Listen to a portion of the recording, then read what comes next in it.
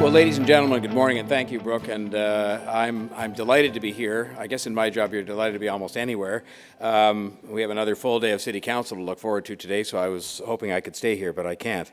But I will say thank you to The Economist. Thank you all for being here. The Economist, as we know, plays a vital role not just here in Canada, but interestingly around the world as a place where it helps us to understand the world. And I've been trying hard to think of a government equivalent to what they have, with very candid, opinionated columns that don't actually have a person's name on them. And just think of the possibilities of issuing a controversial government policy statement with nobody's name on it.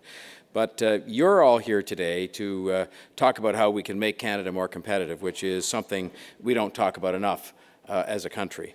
We're often described as kind and caring and diverse and intelligent and balanced, all of which I think we are. But unless we're talking about our sports teams, a competitive nature is not something people normally associate, I think sometimes unfairly, with Canada. And I think we have to change that. I certainly find in my own travels, and you know this, that we are competing for jobs and for investment and opportunities for wealth creation globally, not with people down the road or with people even just across the border. And I think when Brooke made reference to ambition from a previous report The Economist wrote about Canada, we have to change our thinking and change our approach. And I say, without unabashedly, as the mayor of the City of Toronto, that Toronto is, and I think it's a matter not of my opinion but of fact, it's the country's financial capital, it's its corporate capital, it's the capital of innovation and growth along with our partners along the Waterloo Corridor. And it's a great place to live with a highly educated population that is capable of big things. And not surprisingly, I believe that people and businesses from all over the world should be making their home here. And I believe this not because I'm the mayor of the city. It is my job to go out and sort of promote the fact that we are named consistently, including by The Economist, among the most livable and competitive cities in the world. But the business leader in me, the competitor, says that you have to play to your strengths. You don't take a one-size-fits-all approach to competitiveness. You put your best foot forward, and you then try to muster all of the support and backup that you can from every other stakeholder, including the governments and others. That's why I have taken an enthusiastic supporting role in cooperation and investment in the Toronto-Waterloo Corridor, because while some people think it's strange that I'm down in Waterloo saying I'm happy about investment there, it's because there is a corridor with two ends to it and a lot in between that I think makes us better and more competitive. If you want to look for a place to invest in Canada's tech sector to make sure that we're playing the proper role we should play there, the Toronto-Waterloo Corridor is, plain and simple, Canada's champion. And we're afraid to say those things in this country because it's not necessarily politically correct. And in my job, no one will be surprised to hear that I say it, but I do. And I think this is just all a part of making sure we understand our own strengths and ambitions as a country, that we then work, governments, business, academia, and others, to put the tools and supports in place to make sure we can compete, and then to sell. It's not a bad thing that our strengths are different in different parts of this country.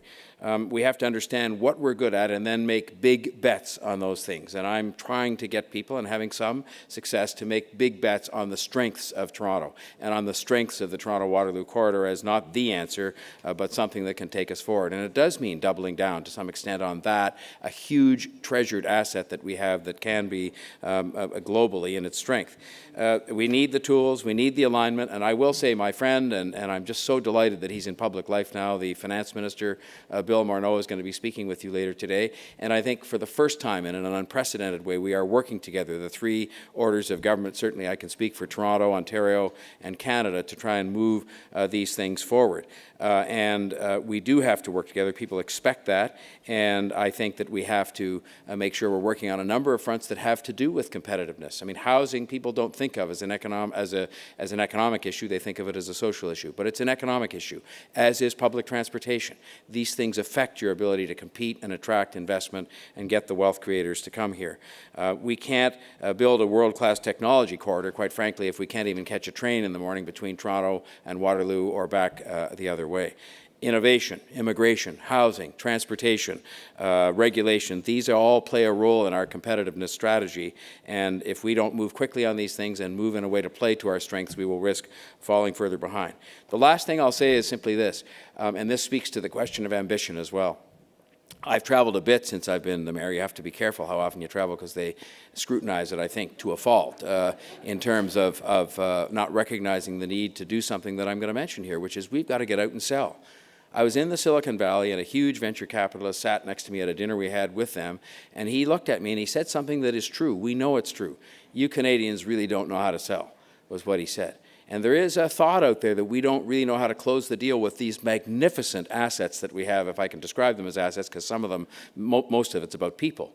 But we don't, know how to sell. We don't go out and make the case. And we've got to decide what we're strong at when we know what we're strong at and go out. We have no hesitation when it comes to sports in having a program for amateur athletes called Own the Podium, and making sure we take our best extraordinary amateur athletes and support them so they can be on the podium.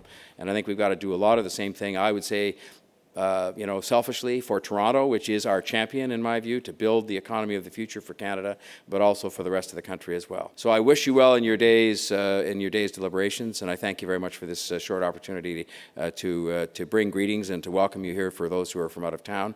Please shop if you have the opportunity. We need the help. And thanks very much.